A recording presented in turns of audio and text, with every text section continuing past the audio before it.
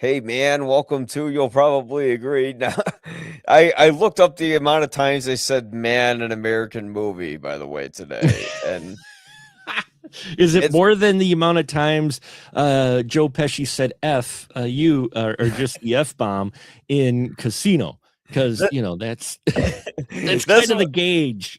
that was literally the euphemism I was thinking earlier today, where I was like, "Oh, this is like the Scorsese of f bombs, but for saying man." But yeah, man, we're with Mark the Movie Man Crosscheck from Wisconsin. It's what part of Wisconsin is it exactly? Well, Well, we shouldn't give your we won't give your location actually because well, we no, don't I want mean, the let's just NSA to say start coming in. I'm originally from Milwaukee.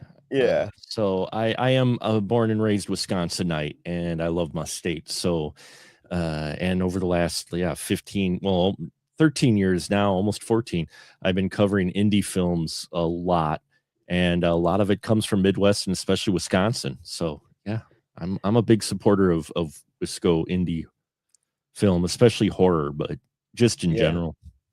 Well, this movie that we're talking about tonight is very much a Midwest film. It is about a man from I can't remember the name of the town of Wisconsin, for a small town of Wisconsin. His name is Mark Borchardt. God, I hope I said that right. I And think it's pronounced right. Yeah. yeah, and it's about this guy who yearns to become a filmmaker, and he has the aspirations, but we know he doesn't quite have the talent. And I have a lot of thoughts on it because this movie and I go way back. I guess this is your first time watching American movie from start to finish. What were your thoughts on it? Oh, I dug it. I mean, um, you know, uh, I think what's funny is when you first watch it, and I saw some reviews I looked up afterwards, people thought it was a mockumentary, you know, Yeah, and I'm like, it's too earnest to be a yeah, mockumentary because I've met folks like this over the years, covering indie films and that are passionate about film and that and who are light driven and even talk like Mark Bochart, and he's from Racine, Wisconsin, actually. So yeah, right between Milwaukee and Chi-town. But yeah, I dug it. I really liked it quite a bit. I liked how while they stayed focusing on the filmmaking and the drive of Mark, they do eventually kind of, also look at the other elements of his life, but they don't completely focus on it. But if you pay attention to the conversations and stuff, you realize because there's time jumps in here because it's recorded mhm, over like the course of 2 years. Um, there's a few time jumps in here where you can tell what has happened in his life without going into great detail of what happened in his life, and I like how it was constructed because it was respectful, but at the same time it wasn't a praise fest either. Sometimes when they make documentaries, especially stuff like this, they try to do all the positive, mhm, and yeah, you get the feeling here they're not showing all the negative either, but they're not showing all the positive either. Just kind of showing these little windows, these little slices of life for this indie filmmaker doing what he can, you know, and how people around him react to that. So yeah, I just like it. It feels very earnest. It's got a voice of what it's trying to show, but at the same time, it's not trying to say what is good or bad. It's just saying this is who he is and this is the situation. yeah, You can draw your own conclusions of him as a person or indie filmmaking, especially. I mean, we're talking in the 90s, so this is a challenge in and of itself. And he's mhm, trying to shoot on film, which mhm. I'm like, dude, really? Seriously? Yeah. you And know? it's underexposed, and he's the only like guy on the he's inept at what he's doing, but he has the passion for it, and that's what makes it just so endearing. But yeah, I liked where you were going. Yeah, endearing's the right word for it. I was trying to figure out the exact word, and that's what it is. This is endearing. This is something that you look at Mark and you look at his passion, and I think anyone who watches this and any creative who even has a little inkling of creative, or not even just creating something, just a drive to do something, can see little bits and pieces of themselves in him at various points of the documentary of how he feels, or what his drive is, or his just un just his persistence. Yeah, Is very admirable, if not misguided occasionally, but that's the point too, is that it's showing it's not perfect, you know. yeah. It's not a judgmental movie, which is what's so Right. beautiful about it, Mhm. because uh, the way a lot of other filmmakers could have handled this movie, they could have made like a Winnebago Man, where you kind of are making like a movie that is trying to say something but falls flat on its face within its own punchline. And here, like, there are jokes throughout this movie, but nobody feels like a punchline. They all feel like human beings who live complicated lives, Mhm. and the movie's embracing what it's like to live with failure, but still continue to perceive, even though the audience, because most movies, would feel like Rocky, where it's inspirational and oh, we know he's gonna do all right. But this movie is kind of like we know that Mark is going to continue to fail, but we love the fact that he is living his dream and kind of turning his back against the system, although he's very much leeching off of everything. And even when he is working at his dream, I'd be perfectly honest, it seems like he's just kind of doing it over a weekend for like 3 hours. It doesn't seem like when he's shooting this movie that he's like really putting in the grind that's necessary for a quality film. But at least he has the the love to still do it. Well, I mean, the passion's there. I don't think it's a lack of not wanting to do the work. It's the fact of he doesn't necessarily want to do it himself. His, as I like to say sometimes, his eyes are bigger than his stomach in his filmmaking. In Yeah. that, and again, I'm not saying I know anything from anything. I just know that I've covered indie films for long time now, as I mentioned, like 13, 14 years. And I've seen some films where you can tell where they were trying to do more than what they had the budget for. Mhm. And but there's passion there. You can't be critical of their passion of wanting to like shoot for the fences. That's great. But you also have to kind of be realistic. And that's the one thing that is interesting about Mark's drive throughout this whole thing is he moves the goalposts. But he's still not exactly living in a reality to where, hey, you've got to work with this for quite Mhm. some time. Eventually, he kind of comes around, and that's Yeah. near the end. And if you're looking for any arc in this story, there's that. Yeah. There's he starts off with just this huge plan of wanting to make Northwestern, Mhm. and then realizing he's just not, after like a year of work and getting people back and forth, he's not going to do it. So he decides to finish his short film, which, by the way, I love the footage of the one the drive-in theater. I used to go to that drive-in theater, the 41, that's in his footage of Coven that they Mm. show, where he's Yeah. getting the car smashed. That Yeah. drive-in was still functional when I was a kid, Yeah. and I used to go there. So the minute I saw a shot in his film, in his raw footage of Coven, I'm like, I've been there.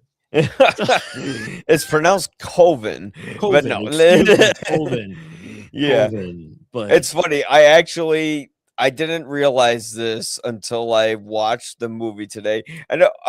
By the way, great point you made, because the thing is that although I don't mean to say that he doesn't want to put in like the work of the hours, because like he was falling asleep in the editing room while cutting the movie. Right. It's a lot of work to physically splice film. I've done it. It's very, very cumbersome, especially if you're syncing it to sound too. Right. Um, but like I feel like he doesn't quite have the eye to make the movies that he wants to make. But at the same time, I like movies that are bad like this, because I watched Coven Mhm. afterwards. See, now and when I watched it, I'm like, yeah, this is bad, but this is more memorable than most short films I see, because you can watch like a mediocre film, and a mediocre film, you'll just forget about it. You can watch like any Gerard Butler movie and you won't remember one from the other. But you can watch something like Coven and you'll be like, oh, that weird movie where the dude slammed another guy's head through the thing and we don't know why he got like, and there was just blood everywhere. Like, yeah, that weird dude who made that. Yeah, I remember that. Those movies stand out more. They have more of a cinematic staple and an tourism to them than most of the generic crap that we have today. But it's still not great, but at least there's a vision there and there's a respectability to it. Well, it's his first film, and that's the Yeah. other thing that he, isn't taking. Again, his eyes are bigger than his stomach. He's looking beyond what he's doing already. He wants to complete this, to at least complete a project, of Yeah. some kind, to get it under his belt. He was just hoping that it wouldn't just be all him. So Yeah. it's not so much a fact of not wanting to put the grind. It's just that he had a vision Yeah. of him actually having a full production crew, not realizing, yeah, that's not how that works. No matter how, if you got a limited budget, especially that you get who you can when you can, and he still rolls with it. He's still determined to make it. And that's what I like. But yeah, it's his first film, and overall for a first film, especially him shooting it on 16 millimeter, I think it is, or whatever, or 8 millimeter. Yeah, it would be yeah, he used a Bolex. I actually own a Bolex. Yeah, So yeah. I've So it got was one. I've got 16 millimeter. Yeah. 16 millimeter. Yeah. So, Yeah. he's shooting it on film, which is tough as it is, especially in the late 90s when he's doing this. Um, it he's putting something together. He's still putting the work in, and Yeah. for what it is, for what he had, it's not bad. I've seen people Yeah. with bigger budgets, with better equipment, make a lesser product than Mhm. what he makes. And I think Yeah. it's the earnest behind it, because he's so dedicated to it. Yeah. And I'm not saying the others aren't dedicated to it, but just the fact of it is so pieced together and hodpodge, just so rough that it does make it kind of charming in a way, to where Yeah. you're like, yeah, it's not going to win any awards, but I'd watch it again, you Yeah. know. I'd Yeah. throw it on again sometime. It's like a grindhouse style where it's not like overly conscious that it's doing it. It's not like, hey, remember this? Oh, we'll film it in digital and make it like all grimy and I mean like that's none of that bullshit. Because this came out like in the early 90s. Mm, This is still when like the this movie brings me back because I remember when I was first like getting into making movies and doing videos and all that. mm, I was like a 13-year-old kid and I attended this class that was made for high school students. And I was only a kid, but they let me in with someone supervising me as we walked around the city in the Art Institute.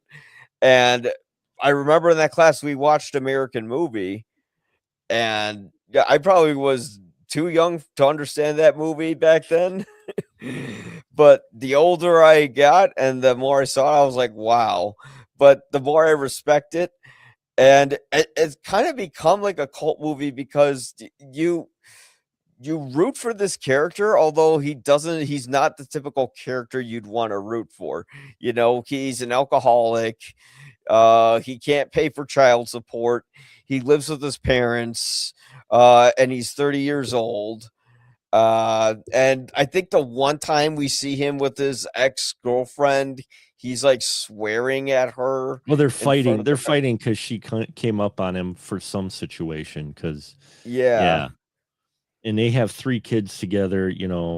Um, well, yeah, they're more than that, I think. And then he has, I don't know where the other kids came. I know he had 3 kids with her. They mention it, but there's a couple more later on that show up.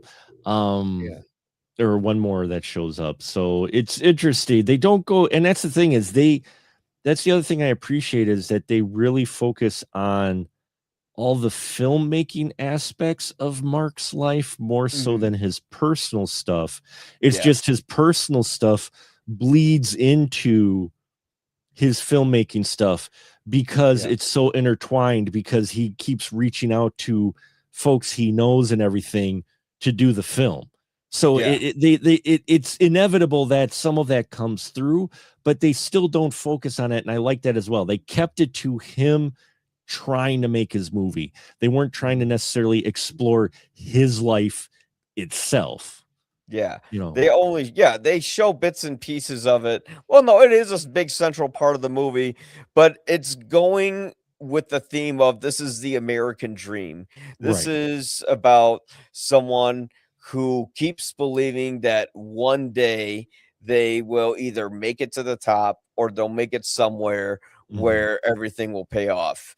Because when he's, getting the funding for his movie from his uncle, who has $280,000 in the bank account, yet lives in a squabbly, Trailer.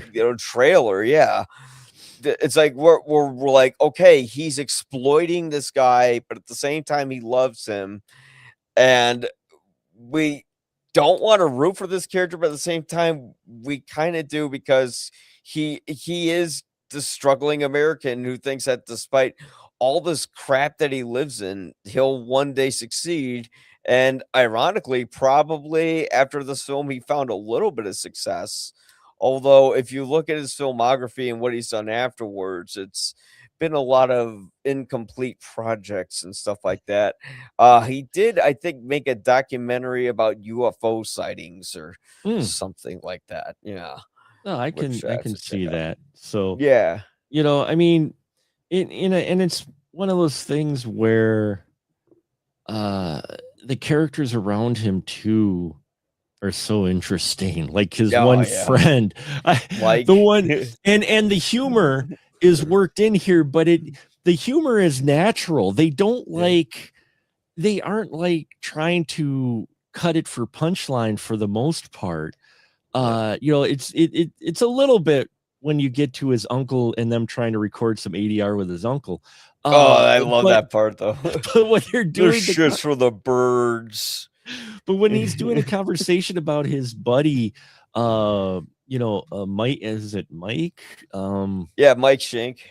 Mike Shank, about his Yeah, friend who is an alcoholic and a drug addict and yeah. a gambling addict. And he talks about how his AA sponsor drove him to get scratch off Yeah, tickets for the lottery. for the lottery.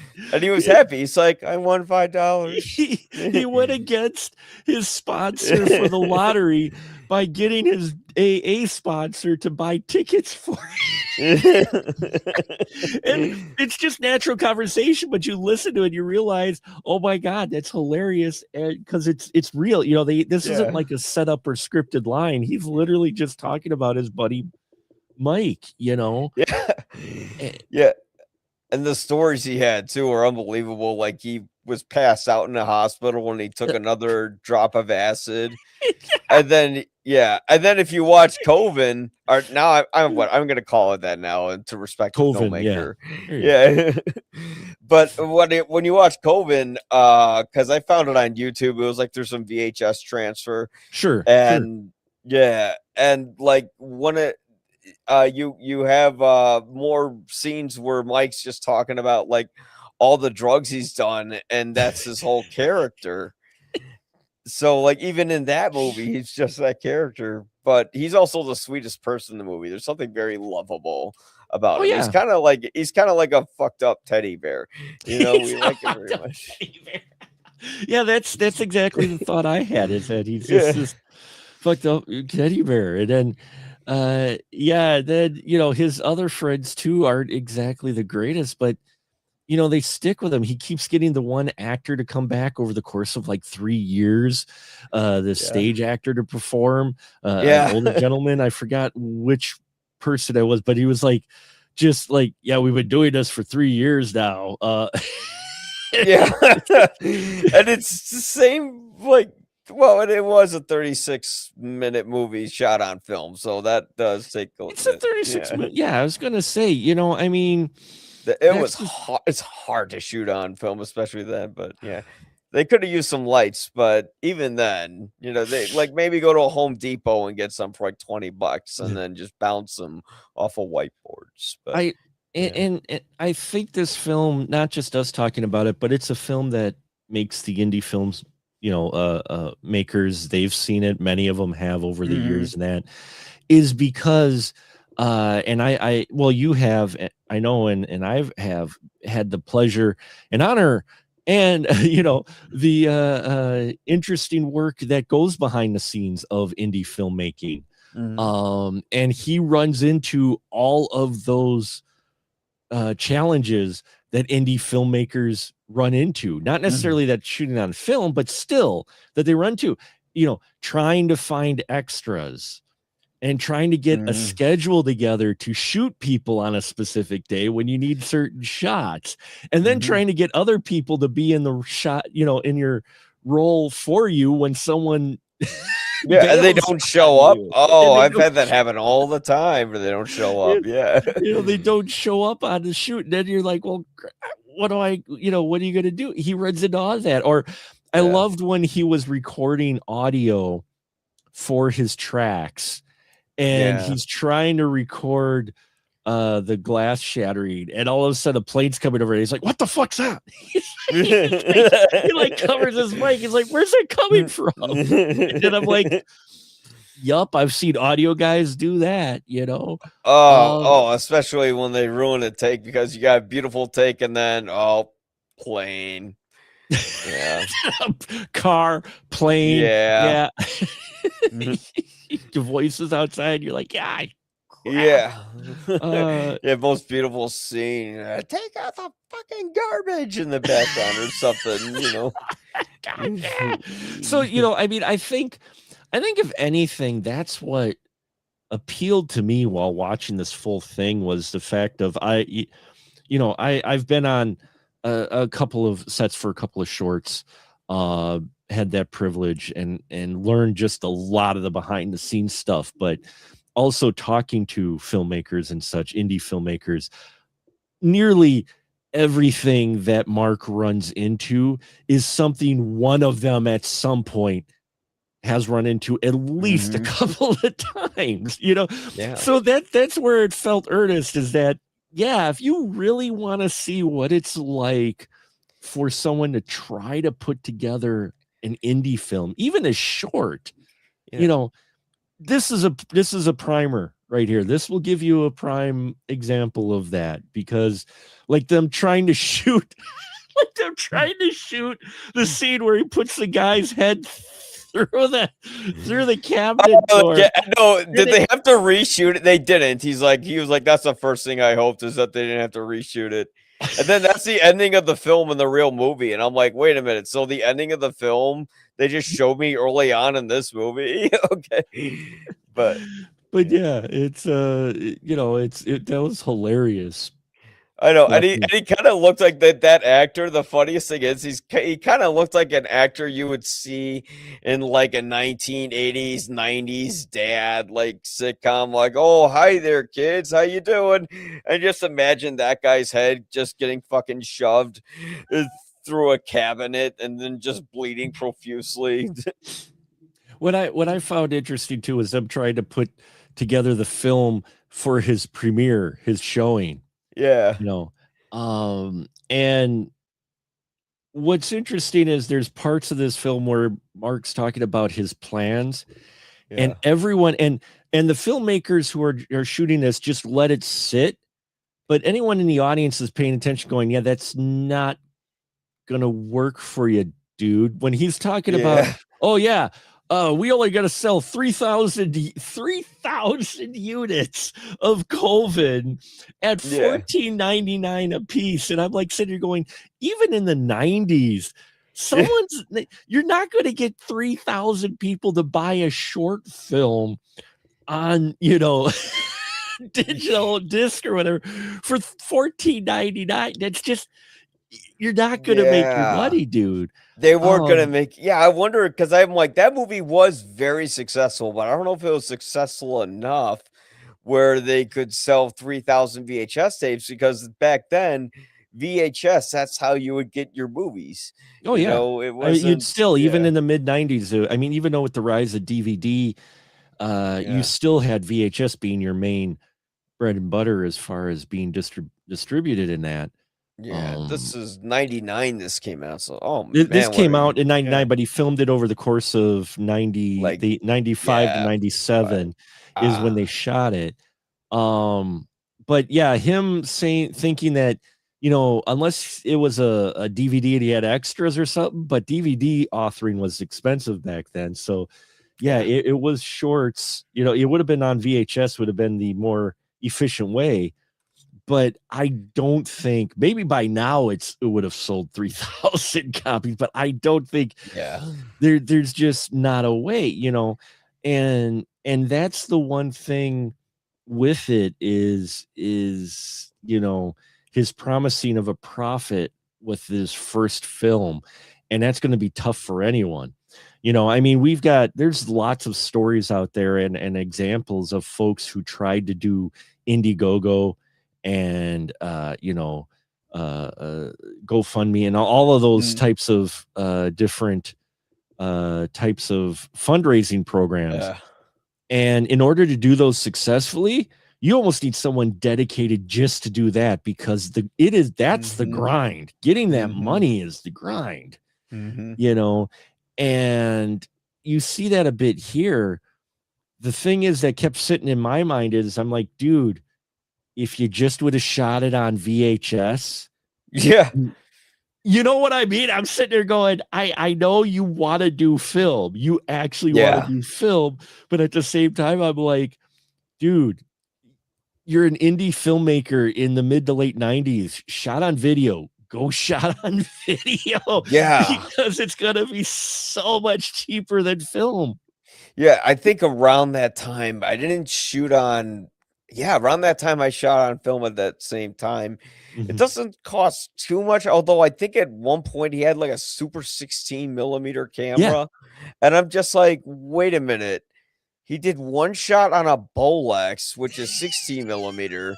16 compared to super 16 is a huge difference. That's like using your camcorder compared to like your cinema level camera Yeah. or a Netflix approved camera, so yeah, Yeah, whatever. well, no, he uses different cameras throughout the film. It's whatever he had, Yeah, at the yeah. time. And yeah, I'm just watching that going, well, that's going to be interesting to try to match up. And And it doesn't, it you does, know. no, it doesn't, and again, it's, you feel for him. You Yeah. do, because I think the biggest problem, the biggest thing that Mark runs into is he doesn't have anyone around him enough to actually sit him down calmly, explain some things, and work with him.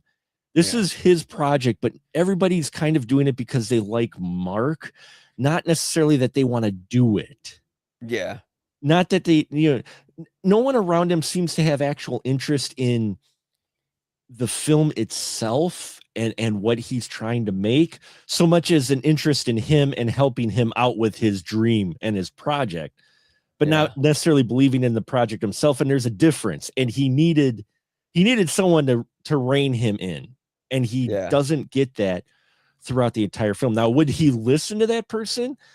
it depends on how they present the argument to him, Yeah. you know. Yeah, he And never really got that wake up call. I think the closest he got to that was like his dad who wouldn't give him money right. for his movie, you know. And Mhm. like we do have that scene where I think the Packers win the Super Bowl, and then what should be a moment of celebration, it turns out Mark's had too much to drink again, and then he's like saying some shit to his dad, like, "Yeah, you're ridiculous 9 to 5 life, and I'm not gonna live that." Mhm. And it's just like, yeah, dude. But the thing is, after this movie's cult status, maybe he did well. I'm gonna guess he did. They did say that he did get Bill's $280,000, Well, but he got 50,000 of it.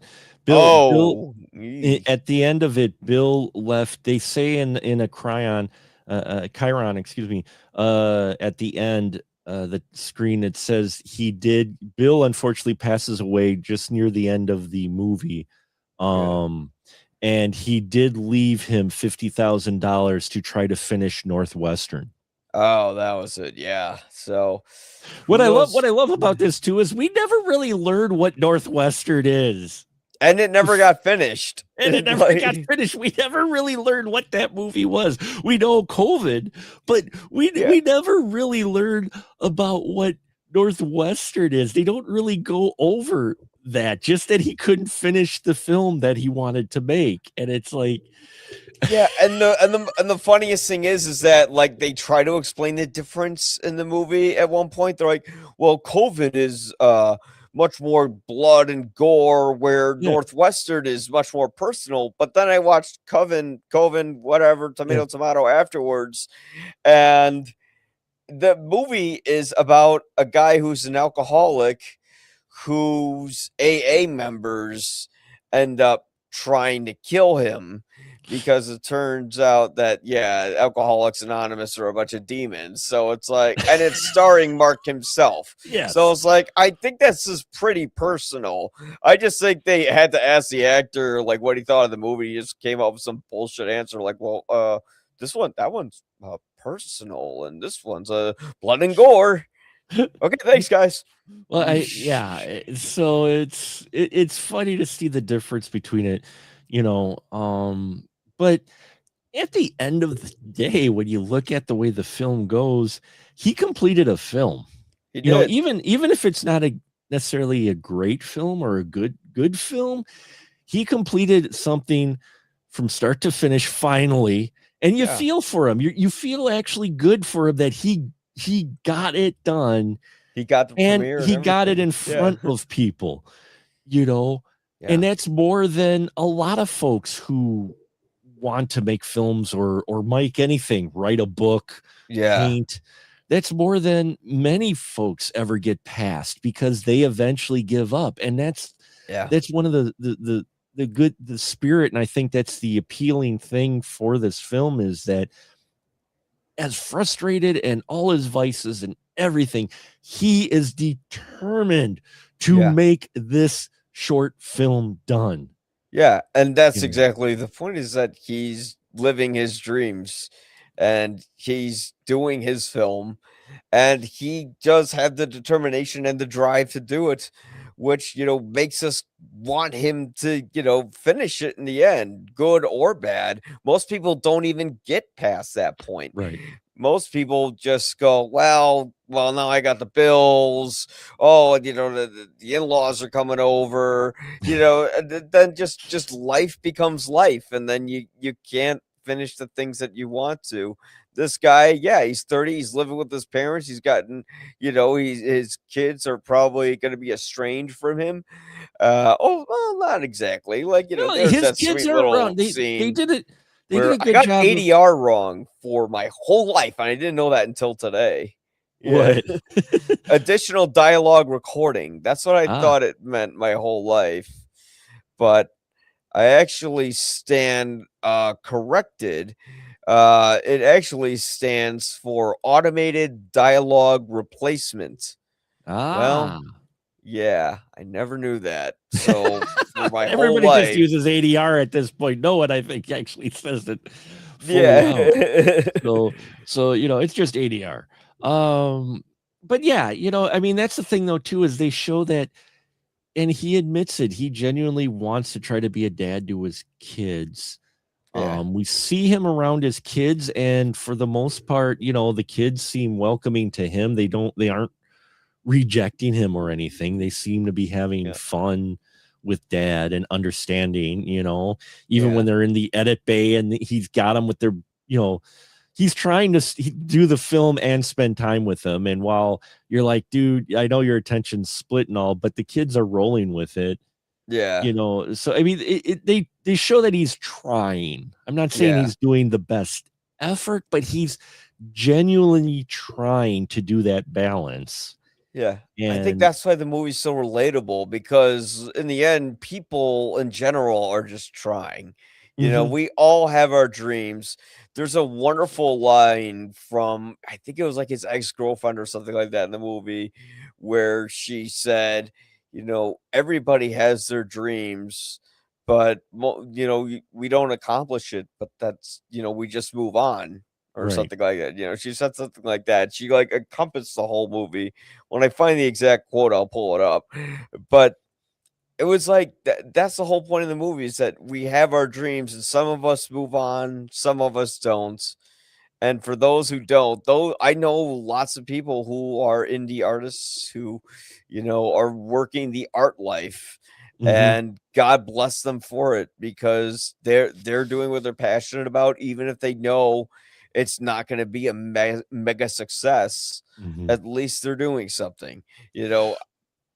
Well, one of the advantages of today versus when this is happening is that you have maybe a better chance of being a bit more successful in your niche than back in the 90s, because we see it already with influencers and social media and that and YouTube and such, where Yeah. folks don't have maybe a huge following, like they're really famous, but at the same time they have a following because what Mhm. they're making is appealing to someone. And sometimes they do get breakout. Sometimes Yeah.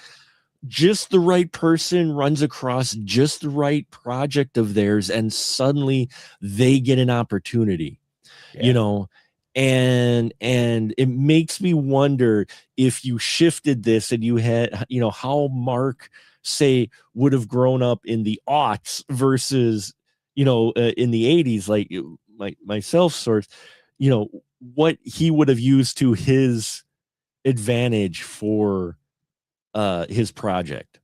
And Yeah. I actually honestly think he'd probably be a more successful Yeah. than what he was. You Yeah. know, Yeah. I think he'd be more successful if he, was this passionate and everything, but like 15 years later. I feel like if this documentary came out now, and let's just say for some reason some other movie about making movies like this never happened, uh, I think Mark would become more of a social media icon Mhm, and something, because here's the thing, he's still around, he's still doing stuff, but he's just like he's on some local radio station in Milwaukee, I think. mm, And other than that, he hasn't become as big as I thought he would be because this movie did kind of reach a cult status. But I think it's also one of those movies where it was sort of something that became more classic over the years. And it's not one of those movies that like everyone can find and quote, and you're getting residuals from it. So, the yeah. documentary is not exactly like Marvel. You're not Well, get that's yeah. what you run into too, even though it does have a bit of a cult status. Like I said, definitely within the indie filmmaking scene, a lot of folks have seen this, who are into indie films and that. But it is a documentary, which doesn't usually appeal to a larger audience. Documentaries, I even admit it, I don't watch a huge amount of documentaries. I watch some ones that might pique my interest really well, or just sound like a very interesting topic. I'm not adverse to watching them. It's just not my main go-to, and it's not most people's main go-to. A lot of times, just because there's a lot of documentaries out there that are just maybe too preachy, or Mm, maybe, don't say anything. You're yeah. just like, well, that happened. Yeah, you know, it's kinda I, like when you would walk around Blockbuster and I would see, like, a documentary, wouldn't matter what side of the aisle it would be on, I would look at it and I'd be like, "Ugh, I'm not gonna watch that," and, like, I could just tell that's just a commercial, and the production value on them are terrible if you've ever seen them. Yeah, yeah, I mean, the production value on this is actually really good yeah, considering, when they shot this and how they made this documentary. It, has almost had as much work put into it as Mark put into his short film. yeah, So you got art imitating life, so to speak. And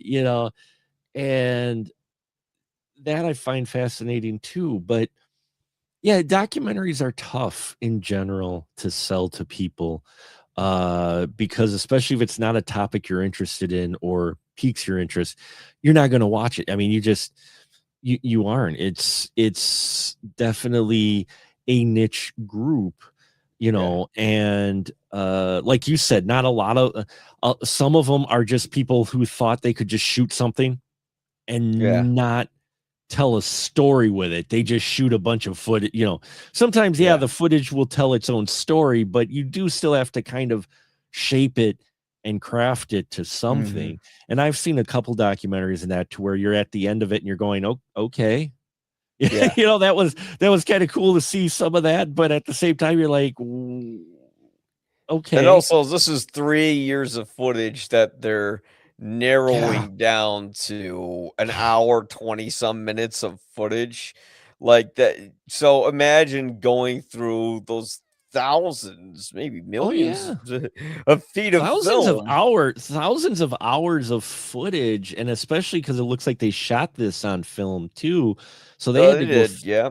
yeah, they had to go through their daily, they had to go Mhm. through the footage like you said, and try to find the pieces that will help tell the story from start to finish that are going to be interesting, because I bet you they got a lot of stuff that's on that never got, that'll never see the light of day, that probably was boring.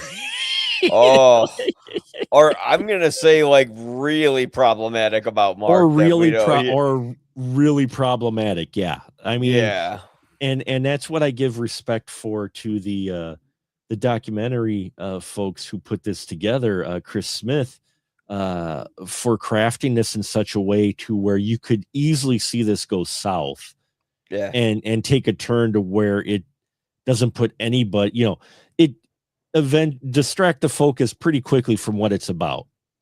yeah, And and go ahead. it's a movie that's like a beautiful story about people hoping for something more. And it's also a movie that is crafting human beings and not caricatures. And I think that's what separates this from a lot of other movies, because Mike Shane could easily just be like the silly guy that they cut to, who's just like, yeah, I did a lot of drugs. But no, there's more to him than that. We Mhm. get that this guy has a lot of addiction issues, but he's a good person. We get that Mark, like, yeah, he gets drunk and he has problem. We know his problems at this point, but at the end of the day, he's good to his friends. When he's making his movie, he's actually very respectable and kind to the other people on set. He is good to his parents overall. He is good to Bill. Like, overall, this shows how he's a good person. And that was sort of the image I got of him from this movie. If you had some other filmmaker make this, he could have been vilified, he could have been whatever. But he is a human being, and that's what people are. They screw up, but they try hard. They might fail, but they try and try again. Some fail more than others, some fail less than others. It all depends, but it's all about how we handle our failure and how we move on and what gives us another reason to wake up in the morning. And that's why I just thought it was so beautiful. And yeah, that sums this up perfectly, is that it's very humanistic. It's down to earth. You're right. I think, Chris Smith could easily turn these folks into something else, than just presenting them as just honest, like real people. These are real people, you know, and that's why it's one of those things where after you watch it for just maybe 5 or 10 minutes, you realize, oh no, this isn't like a mockumentary or anything, or they're not playing it up. This is just how these folks are. You Yeah. know, this is them being real. They might, you know, things they might play up a little with the camera there, but I never even got that feeling. I never got the feeling that they were acting up, you know, because Yeah. they're so Midwest earnest, so to Yeah. speak, that I think the fact is they didn't know to act up or exaggerate or something. You know, they're just being them. Well, this movie just proves how much more hilarious real life is compared to Mhm. fiction. Because you can write it, and great. There is some wonderful fiction. I love the spoofs. Exaggerated life. I find hilarious, but real life, man, it gets to something so because this movie's funny, but it's extremely dark funny at the same time. Like all the stuff with Mike where was this I might be confusing Coven with this movie, but Mike says he's like, "I've learned that, like, when you're in the hospital, not to drop acid in front of doctors." Uh, No, that was behind the scenes. That was just them talking to him because he was telling oh, his story.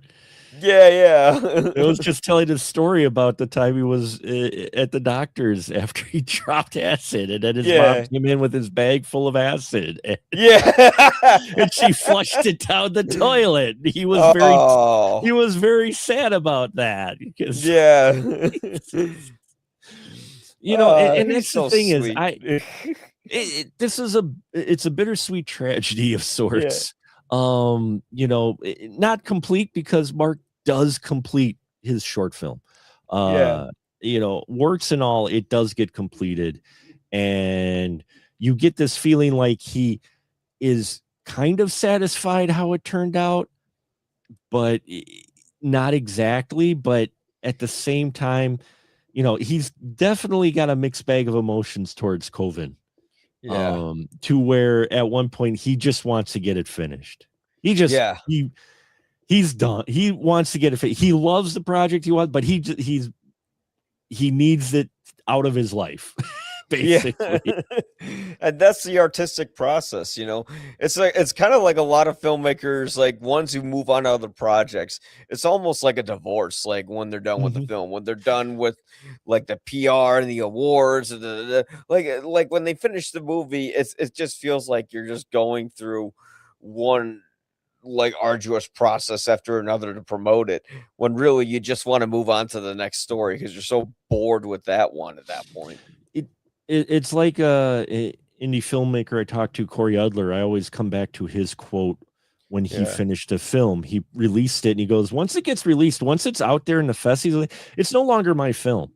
It's no Yeah. longer mine. It's theirs. It's Yep. the public's. It's not mine." And he's like, and I got to kind of cut myself off going, that's not me anymore. That's just that's the thing I made, and it's out there, but it's not, you know, that's theirs. It's no longer his film. It's everyone else's film now. And Yeah. that's the way he could go to his next project. Is he's just like, yeah, it's not my film anymore. I'm not going to go revisit it as far as re-edit it and everything, Yeah. you know. So Yeah. I mean, and I wonder, and the funniest thing is, oh, I'm running a little short on time here, but I think one thing I wanted to point out is Chris Smith, who directed the movie, he actually did end up directing two other movies that I loved, which is the documentary about the fire festival. And oh if you know yeah. anything Hmm. about Yeah. that, yeah, man, it'll never make you look at a water bottle the same way again. Yeah. And then he did Jim and Andy, which is about how Jim Carrey portrayed Andy Kaufman in Man on the Moon, directed by Hmm. Milos Forman. And uh, it's amazing how how up Jim Carrey's own ass Jim Carrey was when making that movie, and they don't hide that, you Well, know. and Jim Carrey will even admit it. So Yeah. I think he's even talked about it at some point. So it's Yeah, yeah. At least, and again, that was another movie where it's like, oh, here's an honest portrait of someone. I think the furthest thing, I think the closest thing that Chris Smith has done where he's kind of caricatured someone was like the guy who created the Fire Festival. Oh He's yeah. just a character of like a stupid bro asshole, and we kind of get that from him. But everyone else, like, there's something very human about that water bottle scene, because this is a guy who's very desperate and will do anything. And yeah. Yeah. That's a whole Anyways, nother story. yeah. Anyways, this movie made me depressed, hopeful, laughing, and then almost wanted to cry thinking about it. It's a beautiful movie for me. Out of how many Guinnesses on that note, out of how many Guinnesses out of 4 would you give American Movie? I'd give it, I'd give it 3.5. So, Okay, three and a and half. That's yeah, a high score. it's 3.5. I think it's worth a watch. I think it's something that if anybody wants any type of understanding and a window into the honest what goes on for trying to make a film on no budget, Yeah. and someone who's not acting to the camera, because by now everyone's in front of the camera, Yeah. and some people play it up. This one, I never really felt that, and so I think you want a very earnest window into actual indie filmmaking. Yeah. This is one that you can watch and it'll give you a flavor of what, I'm not saying all the filmmakers are like Mark, but what he runs into, the situations, Yeah. all happen. Those are all real indie Yeah. challenges. I feel like this movie captures so many complicated aspects of humanity, but also it's like one of those films where it's like, here's one classic moment. Oh, there's another classic moment. Like when Mike Shank is doing his take of just screaming, you know, you don't expect that. You expect him to be like, okay, and immediately when it comes out, holy shit! Yeah, as he said, that was fucking wicked, man. And this movie was fucking wicked to me. It gets 4 out of 4 Guinnesses. Roger Ebert gave it at that at the time, and I can see why because yeah, this movie is touching and it's complicated and it does all these things in such a tiny little bit of time, where I haven't seen many documentaries as authentic as that, and I miss documentaries that were filmed on film. Now that everything's on digital, I just feel like I'm watching surveillance footage all the time. That's true. That's true. Yeah. It does have that great look. So, uh, Yeah, but Mark, thank you so much for coming on. If you liked his stuff, you could go to specialmarkproductions.com and all his stuff is .com, right? I didn't screw it up. yeah. Yep. No, it's right. Yeah, it's .com. Yeah, everything's Uh, there. All the yeah, links and stuff is there for what I work on. You can follow the links there to my YouTube, my TikTok, all of this stuff there. yeah. So absolutely. And if you liked what you listened to today, go check out YPA reviews. All the links are on my stuff as well. Thank you guys so much. Hey, if you have passion to go make a movie, nothing's holding you back, even Miller Lite. All right, until then, have a great time, folks.